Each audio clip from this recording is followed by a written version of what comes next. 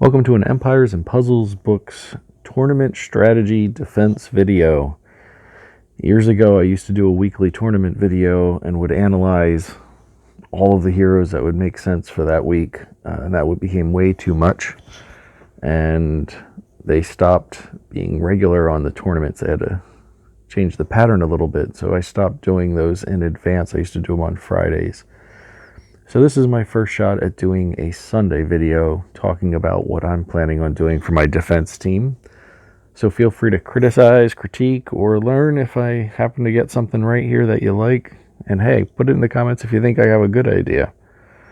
So this is my logic for the bloody battle. We all know there's no ice.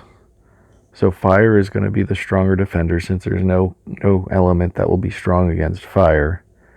And we all know what a giant pain in the ass Farron is as a tank.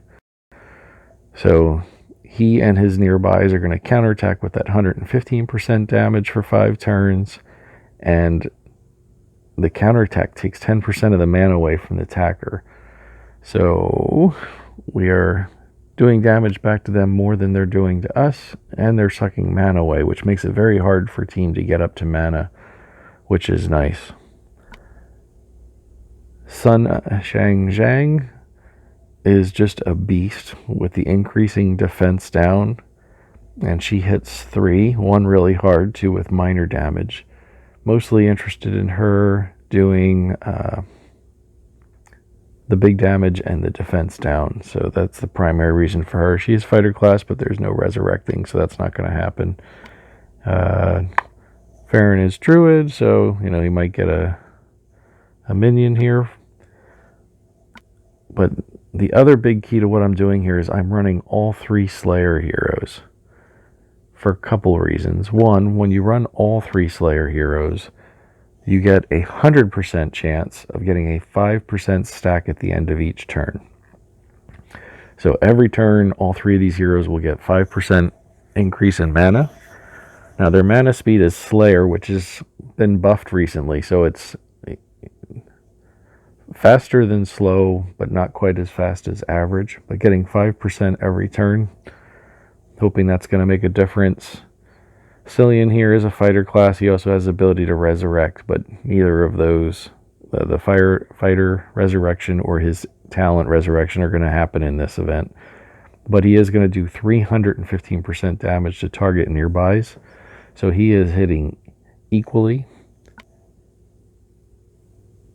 And damage by status ailments reduced by 50% on his passive. I don't think these other folks had passives. The other big one here I'm really interested in is Odhan, because he delivers fiends. And fiends are nasty in a bloody battle, because fiends are there until they absorb enough healing, and there is no healing, so they stay. In fact, in a bloody battle, the only way to get rid of a fiend is by summoning enough minions to push them off. He has the same passive there.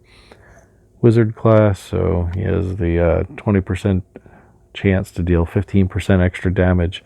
And he is, by the way, hitting everyone. So he does damage to everybody. And everybody gets a fiend. And then Orla over here, our third Slayer, 230% damage to the target, but 460% damage if they have less than 50% health left. That's why I have her out all the way on wing. I'm hoping that by the time she fires, they already have some damage. The other thing that's nice here is the target and nearbys get negative 24% mana generation. So she's taking away mana generation, as is Farron. So pretty interested to see how that works out. She got the Ranger class talent there. 25% chance to bypass defensive buffs. So I just decided to do this morning. I had no emblems on Orla or Odhem.